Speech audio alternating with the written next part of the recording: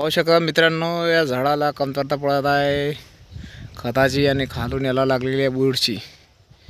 हे बघा, कारण की झाडाचे आता पानं गळणार आहेत, कारण की याला नवीन नवती येणार आहे, कारण की गळणार आहे डिसेंबर महिन्यामध्ये गळणार आहे ते पानं, आणि याला नवीन पागोरे फुटणार आहेत, ते बी या झाडाप्रमाणे।